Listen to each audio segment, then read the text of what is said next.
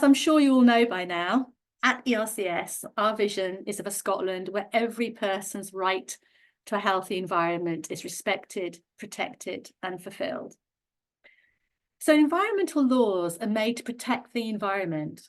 And in order to achieve our vision, we must have them enforced. And if they are not, we need access to a court of law to hold public bodies to account, as this is the ultimate guarantee of the rule of law. Now, this should be enough, shouldn't it? But we can all see that it isn't. And that is why we're advocating for a legal right to a healthy environment as part of a new Scottish Human Rights Bill. And I'm delighted to introduce Juliet Harris, Jules for short, as both a trustee of ERCS and also director of Together Scotland, the Scottish Alliance of Children and Young People's Charities. And together we want to discuss today why we believe this right is critical to shifting decision-making and actions towards a more sustainable environment. So I'm going to start with a 10-minute presentation explaining the context a little bit more for you all. Then Jules will give an overview of how important the right is to children and young people, and how it connects so profoundly with the Convention on the Rights of the Child, which was finally incorporated into Scots law last month. So hooray for that. And also hopefully she'll share some learnings about that process, sort of tips and tricks of what we might need to do for the future. We're aiming to just talk for about 20 minutes. No, that's not true. We're aiming to talk for about 40 minutes and we're going to leave 20 minutes at the end for questions. Benji is our policy and advocacy officer, so he'll be chairing that part of the session. So please post your questions using direct messages to Benji Brown, and then what he'll do is he'll collate them and summarise them and then put me and Jules in the spotlight. Okay. So without further ado, I'm going to start my presentation. So I'm just going to share my screen.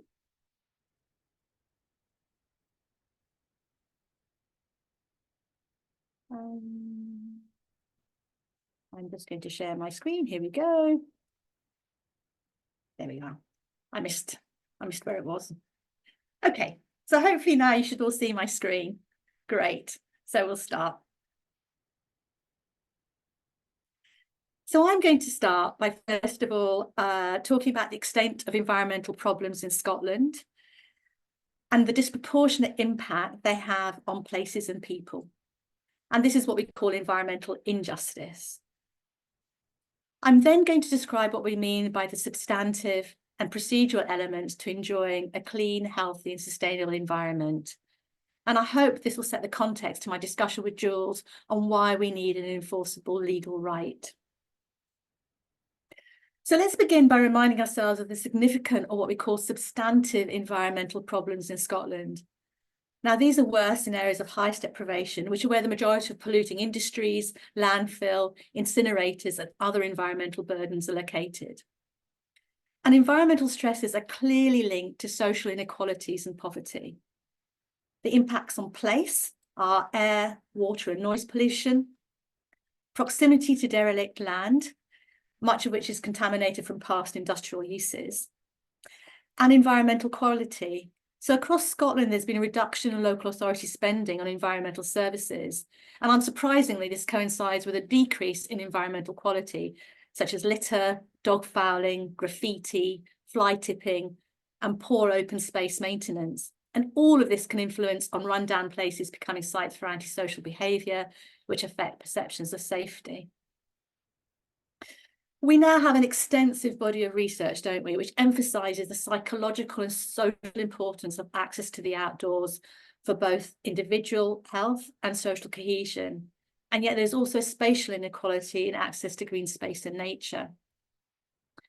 And I've also put up there about health inequalities, because the poor environments we live in contribute to inequalities in health.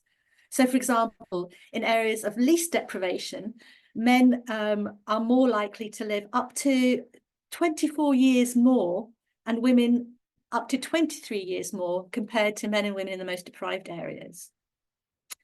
So these are the impacts on place, and this is what contributes to place-based deprivation. But what about individual people? So these environmental stresses and health hazards are felt by everyone, but they have a greater burden on children, older people, and people with existing health problems. These impacts will be exacerbated for marginalised groups, particularly disabled people, women, and people from Black and minority ethnic communities. But there's also very incomplete data on the impact on equality groups and the intersection with place-based deprivation. But what we do know is that marginalised groups are often more socially vulnerable to the impacts of climate change, such as severe weather events, because they often have fewer resources at their disposal. For example, they have less access to insurance for flooding or fewer support networks for respite. And this disproportionate impact on place and marginalised people is what we mean when we talk about distributional environmental injustice in Scotland. So to reinforce this point, I want to briefly cover 3 examples with you. So number 1, air pollution. We know that air pollution is a major cause of premature death and disease. It's considered to be the biggest environmental health risk across Europe. It's responsible for 2,500 early deaths in Scotland. Now, as many of you will know, in 2020, Ella Adukisi-Deborah became the first person in the world to have air pollution listed as a cause of death. She died in 2013 at the age of 9 of asthma.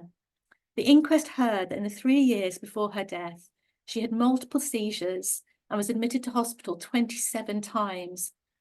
Her attacks coincided with spikes in illegal levels of air pollution, and she lived 25 metres from one of London's biggest hotspots, Clapham Junction. My second example, water pollution. Now, this is a growing issue in Scotland. It's not just in England, it's in Scotland as well. And sewage spills in our rivers and seas has increased by 40% over the last 5 years. Many of the sewage overflow points from wastewater treatment works are close to recreation spots, beaches, and wildlife habitats. The image here shows sewage gathered at an overflow pipe that leads to the River Almond in West Lothian. And it's here where the River Almond Action Group have been campaigning for many years to hold Scottish Water and SEPA to a higher standard of water control, water quality control and monitoring. But this is just one of many examples of appalling, unacceptable water quality. And there'll be a 101 that we're planning in October to talk more about that. So my third example is access to green space, which we know is so important for our health and well-being, but it's an evident area of inequality across Scotland. St Fittick's Park is in Tory, Aberdeen, and it's in an area of highest disadvantage. And this has been treated as a sacrifice zone for polluting industries for many years. This is where polluting industries are or dumping. A few weeks ago, Friends of St Fittick's Park sadly lost their judicial review to prevent the destruction of their one remaining free community green space. And that's going to be destroyed to make way for the next phase of industrial zoning. And overall, local authority spend on parks and open spaces has also decreased in real terms during the past decade by 40%. And again, this coincides with downward trends in satisfaction of green spaces, perceptions of good places for children to play, and also a reduction in frequency of visits to green space in the most deprived neighbourhoods. So what can we do about challenging these examples of environmental injustice? What's the process? How do we exercise our rights for environmental protection, for our health and the planet's sustainability? Well, we have domestic laws and we have international treaties, so surely we can use complaints procedures if environmental regulations are breached. And as a last resort, we can take polluters to court, can't we? Well, if you know anything about ERCS, you'll know that it's not as easy as that. Otherwise, we wouldn't be in the environmental mess we're in. The international treaty, the ERCS Convention, says we have the right to access environmental information, participate in environmental decision-making, and access to justice, which is fair, equitable, timely, and not prohibitively expensive. The UK has been a signatory since 2005, but as many of you know, Scotland is in breach of its access to justice requirements. For all of us, there is a major imbalance of power in exercising our environmental rights. But in addition, we know that marginalised equality groups compounded with poverty are furthest removed from participation in local decision-making. They're often less aware of their rights or simply have less capacity and resources to implement them. And as already mentioned, access to the courts has been ruled as being prohibitively expensive and in breach of the ERCS Convention. So you see that the same issues we face in seeking social and political justice are replicated in accessing justice on the environment. So this results in poor enforcement of planning and nature conservation law, and that covers environmental regulations and protections. Because of the significant barrier to litigation, there is no credible threat of a legal challenge to encourage enforcement and the rule of law. And the consequence is the destruction of the environment and nature. Now, Scotland is one of the most nature depleted countries in the world, coming 28th from the bottom of 240. Nearly half of our species have declined in the last 50 years, and 1 in 9 species is threatened with extinction. And all of this hinders our obligations to address the climate emergency. And these are the issues that we refer to when we talk about procedural environmental injustice. So I hope this gives you an insight into why having a legal right to a healthy environment with substantive and procedural elements could be a game changer. On the 28th of July, 2022, the United Nations General Assembly declared access to a clean, healthy, and sustainable environment a universal human right, and that environmental damage has negative implications for the effective enjoyment of all human rights for present and future generations.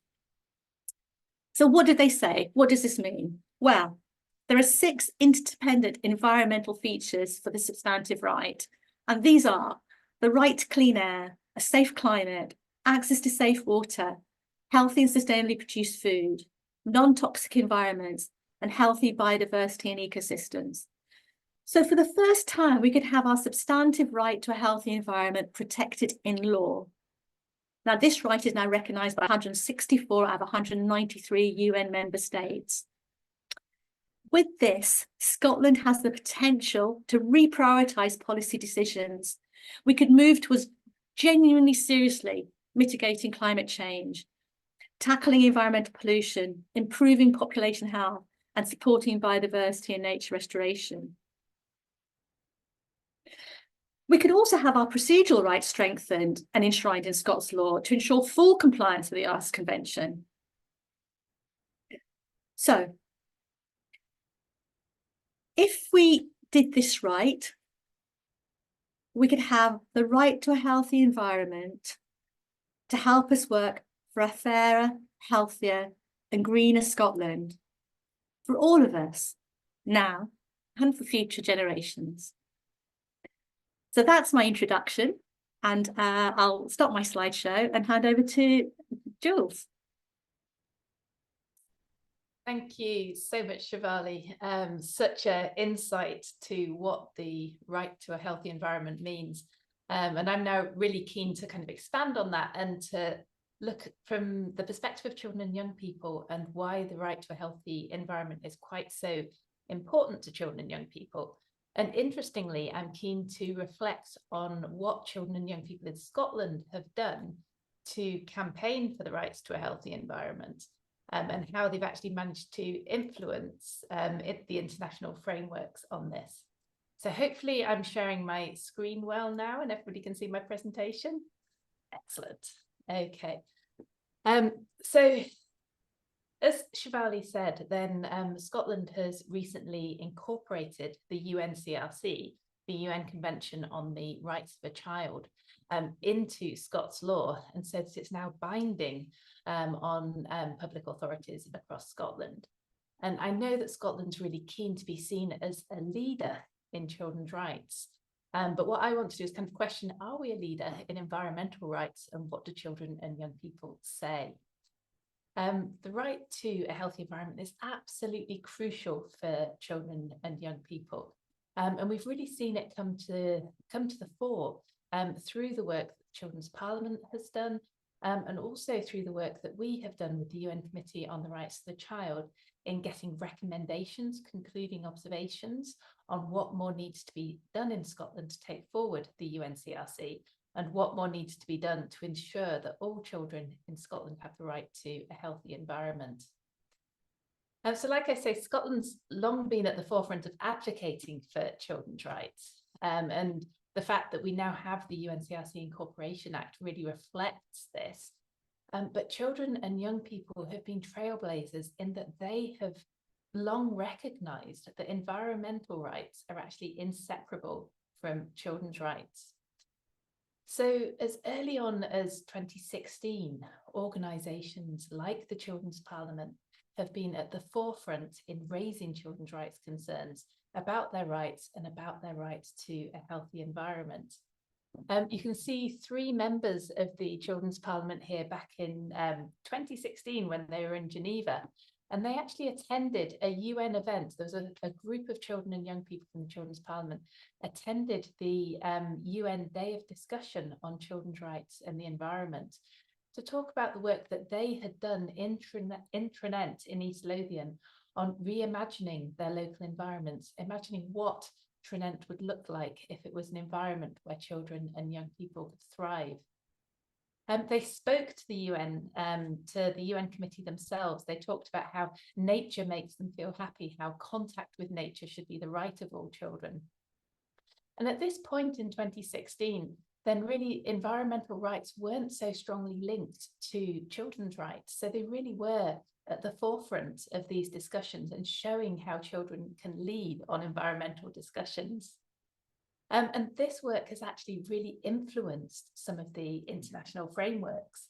And so I would say that the active participation of children from Scotland, particularly from the Children's Parliament, has really influenced and informed a general comment from the UN Committee on the Rights of the Child, general comment number 26. And general comment 26 is about children and young people's right to a healthy environment. It's about climate change. It's about all the issues that are concerning children and young people. And the concerns of children in Scotland are really reflected strongly there. So why are environmental rights so important to children in Scotland? Well, like elsewhere, children in Scotland are increasingly vulnerable to the impact of environmental issues. So air pollution, as Shivali has said, climate change. These are things that children and young people are worried about, they campaign about, and they're really concerned about. The general comment that members of the Children's Parliament influenced actually recognises that children have the right to a clean, healthy and sustainable environment. And the general comment is more than just a statement, it's actually a call to action. It's calling on governments across the world, including the Scottish Government, to make sure that there is a right to a healthy environment and really demonstrating why it's fundamental for children and young people's health and their well-being and their ability to thrive. So now that we have the UNCRC Act in Scotland, then that does really help. It's a first step in making sure that children's right to a healthy environment is recognised, but an awful lot more needs to be done to make this a reality. I'm just trying to move my slideshow on here, that's it. So what does need to be done to make this a reality? Back in 2023, children and young people were at the heart of reporting again to the UN Committee on the Rights of the Child as part of the UN Committee's examination of what more needs to be done to fulfil children's rights across the UK, including Scotland. So I have to point out that we actually travelled out by train to Geneva, showing that we don't all have to be flying around the world to be campaigning about climate change. Travel by train was great fun and a really good way of the children and young people demonstrating in practice their commitment to tackling climate change and to making sure that their contribution to UN processes was as green as possible. So when they were feeding into the UN Committee's examination of the UK, they really highlighted key concerns to them and to their peers. And these were children and young people from the Children's Parliament, from the Scottish Youth Parliament, and from the Children and Young People's Commissioner's Office here in Scotland. So they talked about climate change, they talked about air pollution, they talked about the need to strengthen our laws around air quality. And all of these issues were actually integrated into the recommendations that the UN committee made to the UK. So we have recommendations, as you can see from the UN committee, to strengthen our laws around the right to a healthy environment, to improve our air quality in Scotland, to make sure that children's needs and their rights are included in our environmental policies, and also to look at our overseas obligations and extraterritorial obligations to make sure that we are really prepared for climate change. So this is really what we call Scotland's to-do list, and we have a campaign together called Rights on Track, where we're going to hold government to account for the next 8 years to make sure that they take these recommendations forward. And I think one of the key areas of this is making sure that children have the right to a clean, healthy and sustainable environment, because this is a right that's implicit within the UNCRC. So the journey towards realising children's right to a healthy environment is ongoing. We have the UNCRC embedded into law, but Scotland's leadership on children's rights needs to translate into leadership on environmental rights.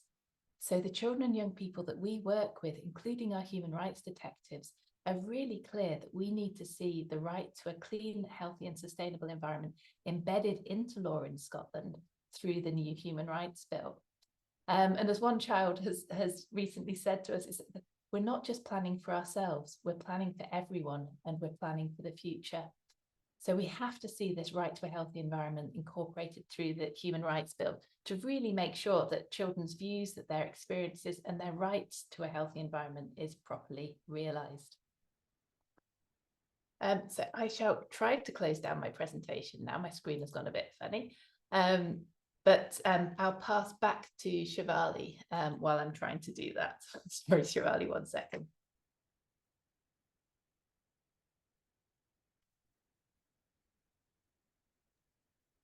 Okay, that's fine. Well, while Jules is trying to stop screen share, it's all right, I'll just carry on talking. I'm used to doing that. Okay, well, I mean, thanks so much. I think that's a really good overview of the, I suppose, the trailblazing that children and young people have done around the right to a healthy environment. And as always, you know, we need to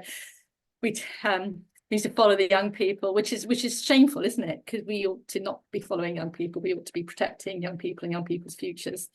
So I think it might be helpful now to just give a summary to you all of where we are on the progress of the Scottish Human Rights Bill, because Jules and I have been saying, yeah, this is a really important bill. We must get the right to a healthy environment in it. For those of you who are members and supporters, and I know many of you are, you would have heard us talk for a number of years about the importance of the Human Rights Bill and the right to a healthy environment as part of that. Some of you would have also supported us in responding to the public consultation on the bill last year. So, work on a Scottish Human Rights Bill probably started around 2015, but I know Nicola Sturgeon had ideas about it long before then. But if we just move forward to 2021, there was this landmark report from the National Task Force for Human Rights Leadership. And from that, the Scottish Government said they would take the recommendations and they were committed to introduce a Scottish Human Rights Bill that year, including the right to a healthy environment. Well, since then, there's no bill, but there has been positive but very slow progress, resulting in the public consultation last summer, which really demonstrated a huge support for our own Human Rights Bill, including the right to a healthy environment. Then, with the changes in First Ministers and the Westminster general election, progress has halted. There have been mixed messages on the Cabinet's commitment, both on the bill and the right to a healthy environment. And so you would have noticed that there's been, over the past few months, a series of open letters from coalitions of charities, including Amnesty, Human Rights Consortium Scotland, Good Food Nation Coalition, and our open letter. And our open letter was signed by over 60 organisations, including human rights and health organisations, urging the government to be bold and stick to their commitment.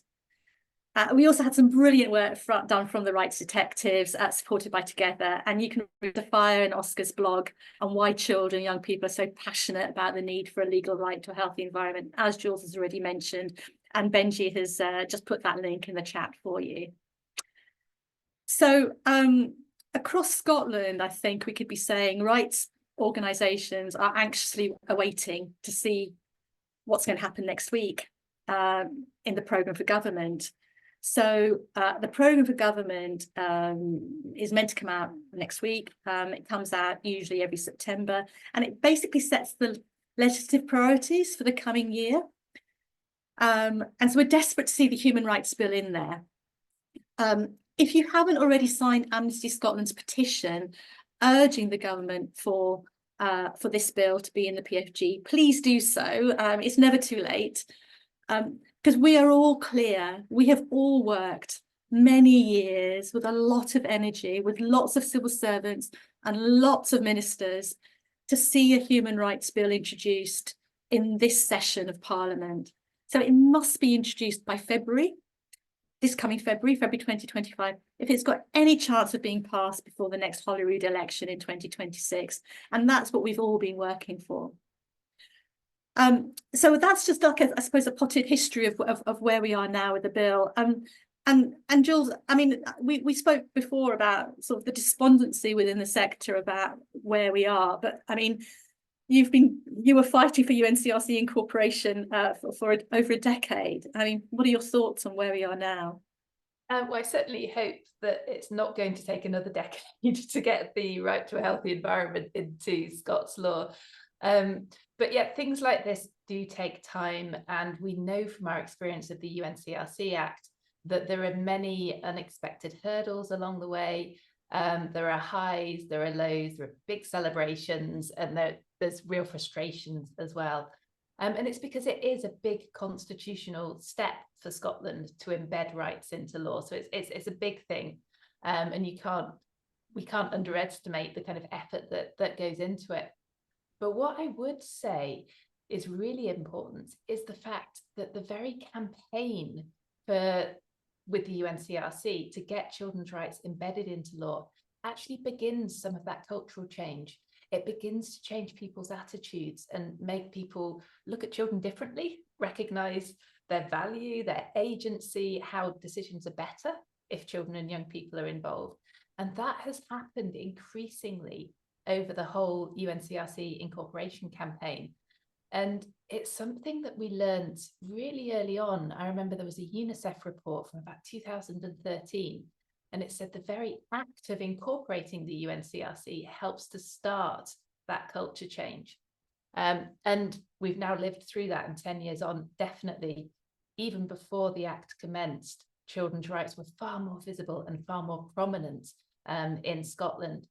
And I think the same can be said for the right to a healthy environment. I think the very fact that we've got so many people here on this call, so many people passionately campaigning for the right to a healthy environment, it increases that awareness. It prompts that cultural change. And so whilst we're going through all these battles and things feel difficult and feel very challenging sometimes, we just need to stick by it. We just need to keep campaigning, keep doing it, because a lot of that change happens through the culture and the rest of it will happen through the law.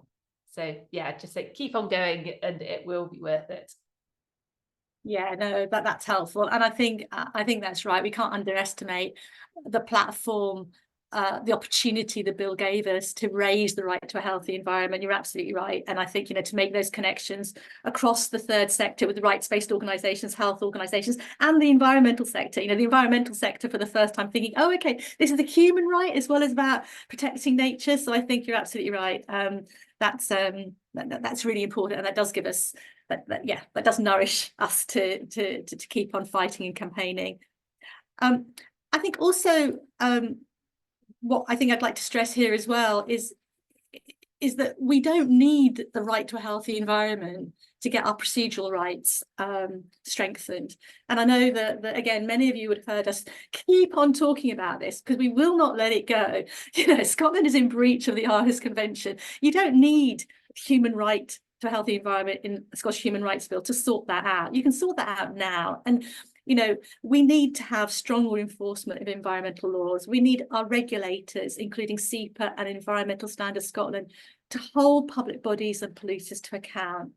And we need the government the Scottish government, it's not the UK, you know, it's not reserved. The Scottish government could now address its breach of access to justice requirements. It could do it really easily. It could reform legal aid. They've been talking about reforming legal aid for at least a decade.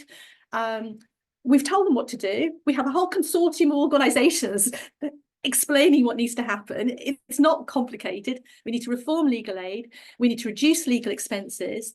And the thing that is slightly more complicated, we accept that, is we must establish a dedicated Scottish Environment Court.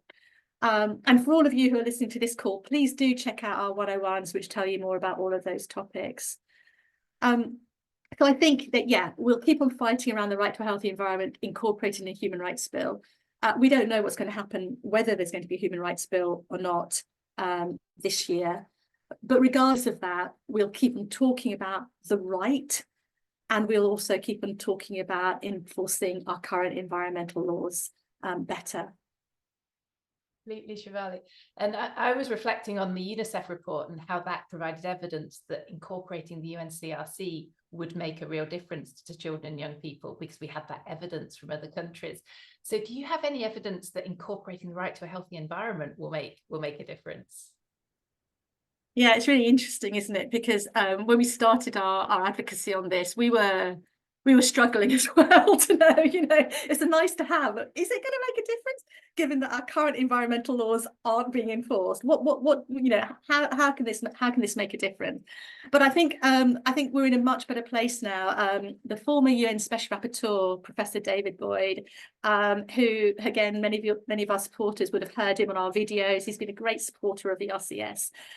He's just this year published his years of international research, which evidences how the recognition of the right to a healthy environment has contributed to better human rights outcomes. And he's got examples of how it's supported the right to life, health, food, water, and development. And what he's shown is that the right to a healthy environment, when it's recognised in UN member states, has encouraged stronger environmental laws and also improved implementation and enforcement, that the two are directly interconnected.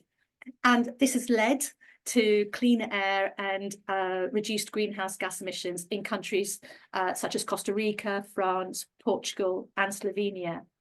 And to give just one example, a specific example from this year, so in January, a court in Norway overturned permits for offshore oil and gas exploration in the North Sea. And the case was because the Norwegian government, had failed to do a comprehensive assessment of the anticipated greenhouse gas emissions. And the case was brought forward by Greenpeace, Norway Greenpeace. And they led heavily on what they saw as these permits violating their constitutional right to a healthy environment. So I think that's one really good example. So use that as well as the Convention on Human Rights. I think what's also really interesting is most recently, David Boyd has identified how states are using the right to actually shield themselves, protect themselves from lawsuits from industries. So where member states have actually started to use the right to start supporting their climate and environmental actions. So, for example, where industry lawsuits have tried to challenge introducing regulations on plastic bags, and they've tried to do that in Kenya, Uganda, and Mexico, and all three have used the right in their constitution to bring forward those regulations. In Nepal, they used the right to introduce more regulations on the cement industry. And in Peru, most recently, they actually used the right to try and prevent the importing of high polluting vehicles, which I thought was really great. So I think that's really important, and a real message for Scotland and Scottish government to not see the right to a healthy environment as something which is going to impede them. You know, if they're going to be honest about their leadership in climate justice, they really need to acknowledge this right and use it to do more pro climate and environmental actions. And I think, you know, I think finally, because as you can tell, I get quite excited about these things. The UN Special Rapporteurs are so vital in moving this work forward. And I think what's so energizing about Professor David Boyd is he always talks about obligations, not options. And I think we just need to, just really press that forward, that, laws are obligations, they're not options, and human rights are obligations, they're not options. So to you all listening to me and Jules, I hope we've persuaded you of why we think this legal right is important for Scotland. But now I want to stop, and I want to ask what you think. And if you have any questions, and hopefully you've been send them to Benji, and we'll do our very best to answer them.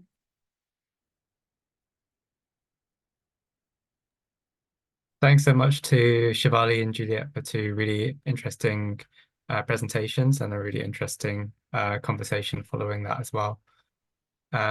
We're now going to move to the Q&A section, and there's been some great questions coming in on the chat. So there's a bit of duplication, so I'm going to not be able to include every single question which was asked, but I'll try and summarize the key points and raise the most relevant questions to the two speakers that we have today.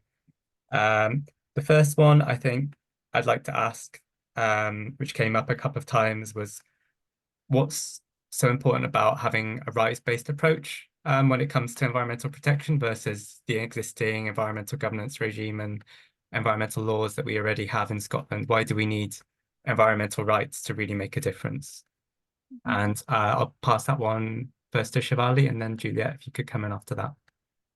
Thanks, Benji. Well, because the current system isn't working, is it? I think, and we need to do more. And I think that as I already said, as Boyd would say, a human rights-based approach is about obligations, not options. And I think the important thing about the right to a healthy environment is that for the first time, it fundamentally stresses that codependence of people and the environment. So our current environmental law is all about protecting the environment. It's about managing our behaviours to protect the environment. But the right to a healthy environment, as I've described it, you can see that codependence, can't you, between the two. And also what the special rapporteurs have said is that what they see is the current failure of international environment law, including UN treaties on climate change and biodiversity.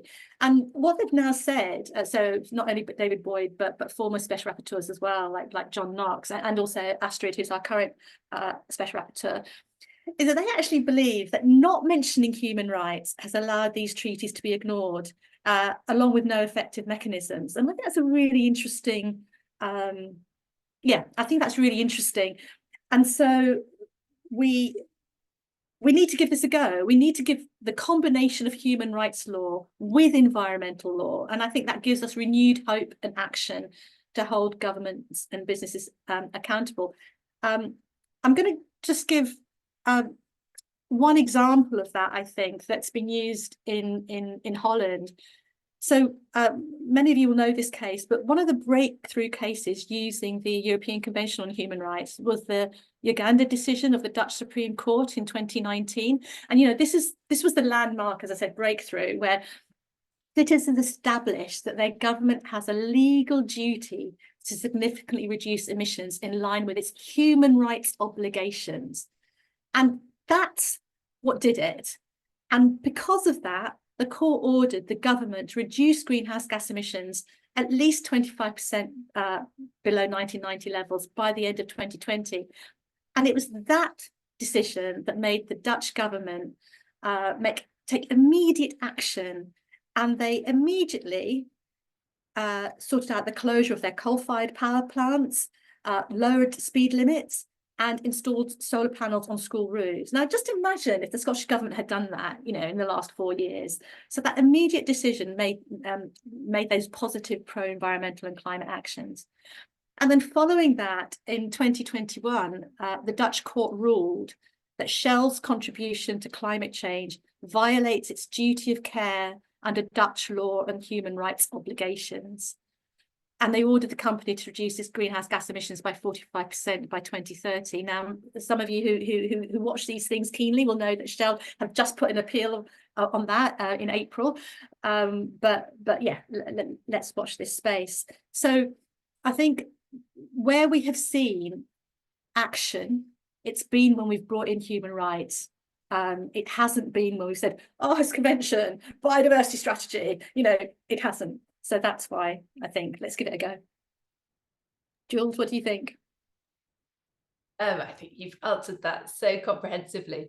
I think the thing that I reflect on, particularly because we work with babies, children, young people who can be so often voiceless in decisions, then for me, the value of human rights really lays in the fact that it addresses power imbalances.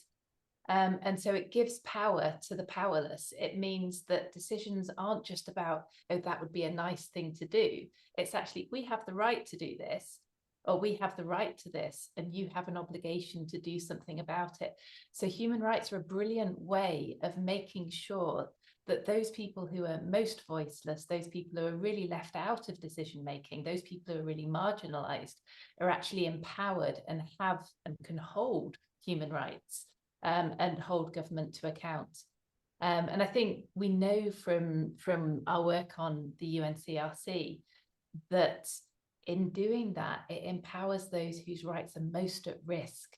So it really pushes for inclusive participation. It allows for diverse voices to actually be heard and taken into account, and it strengthens accountability. So again, it means that you can say, we have the right to clean air. From a child's perspective, when, you know, if a child's walking to school, rather than, oh, you have to put up with the fact that there's terrible traffic and people idling outside the school, and yes, that might have a bad impact on your health, but you know, that's the way it is. Then it actually gives children that power to say, we have a right to clean air, we have a right not to be breathing polluted air on our way to school, and we want to do something about it. And they can challenge decision makers using the language of human rights in a way that just isn't possible in any other way.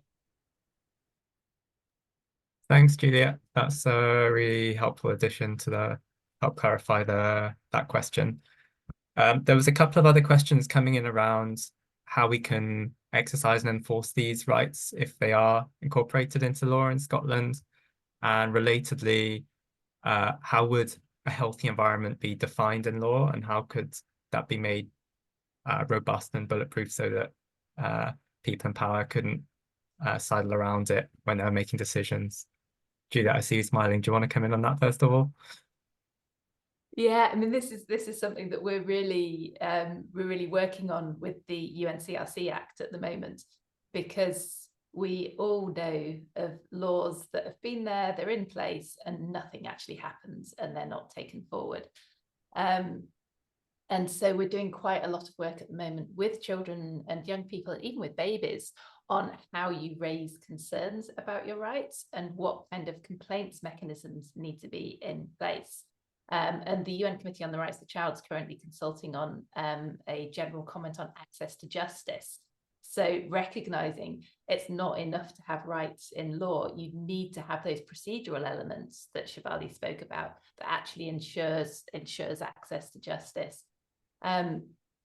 Something that we're really learning through our work on the UNCRC is the importance of actually addressing complaints before they end up in court.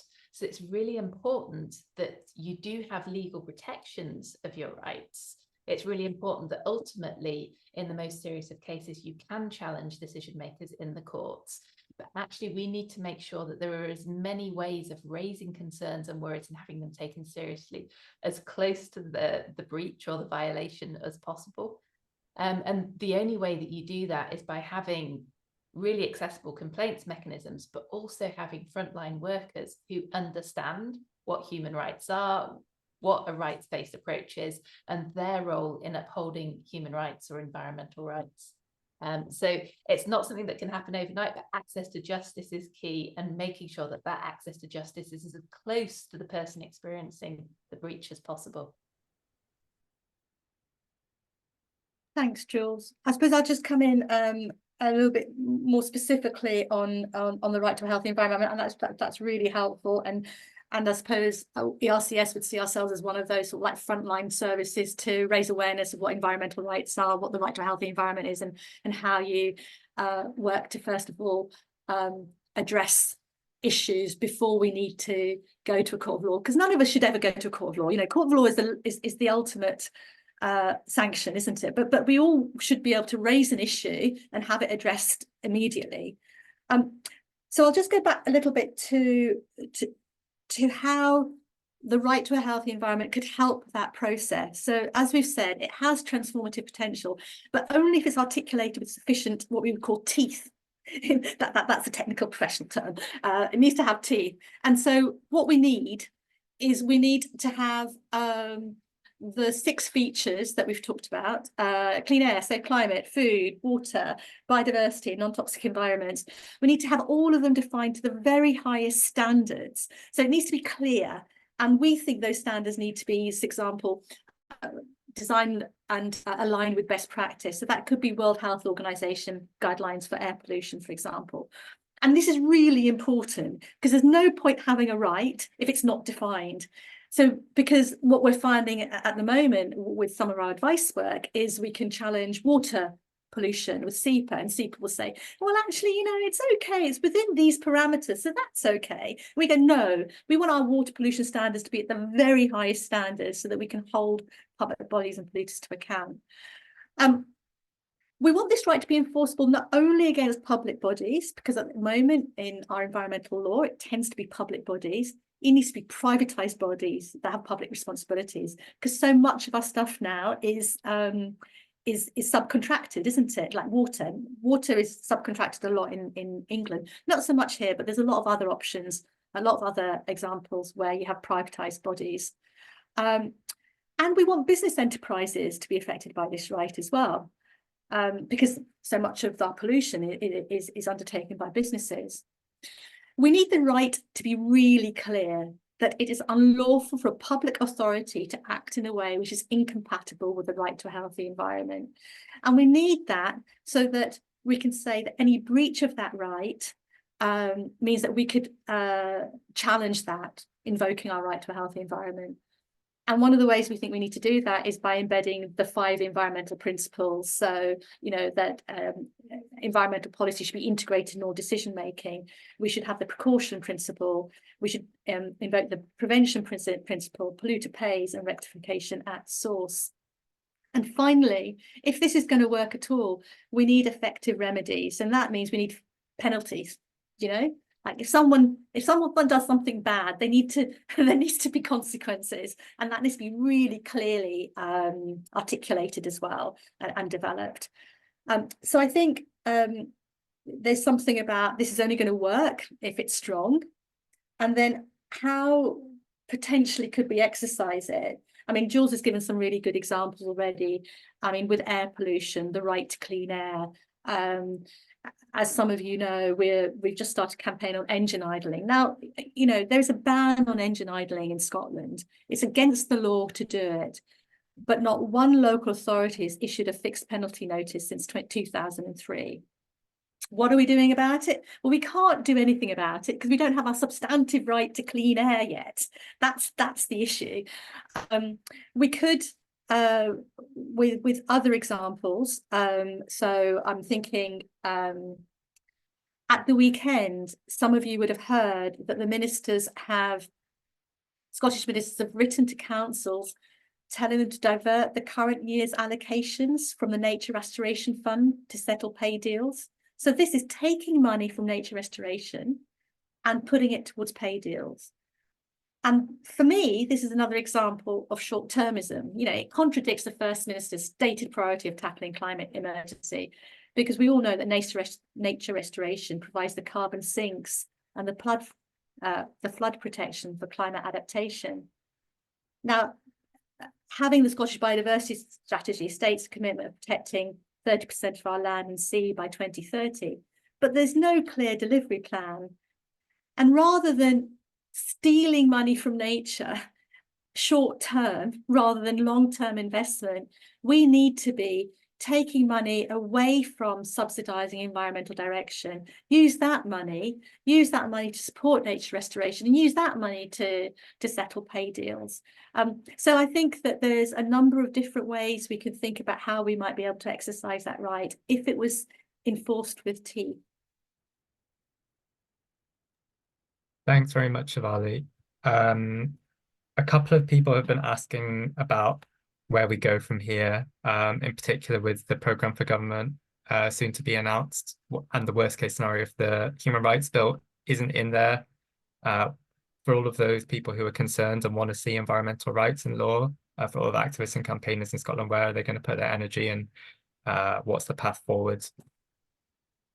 Yeah, so I mean, thanks for all of you who've said that, and you know, I see David in the chat. Hello, David. Yeah.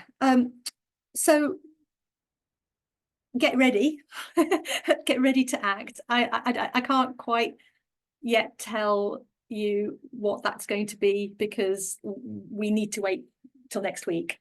We have a couple of scenarios, but I think we need time to see what's in the programme for government, see what the government is actually saying about the Scottish Human Rights Bill. There's been so many different gossips and smokes and whispers. It's really hard to predict what's going to happen next week.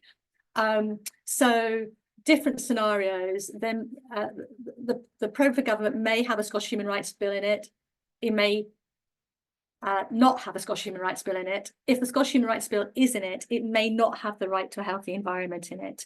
So I think we need to read it.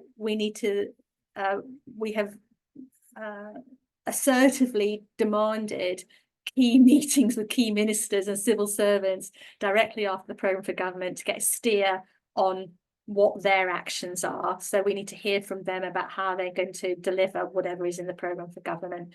And then from there, we need to revisit our strategy. So if there is the right to a healthy environment in the bill, we'll need to think about how strong that is and advocate for it to be stronger. If it isn't there, we need to regroup and rethink about that. So I think in summary, rather than me going through all the options that are buzzing around in my head, if I could ask you all to be patient with us at ERCS.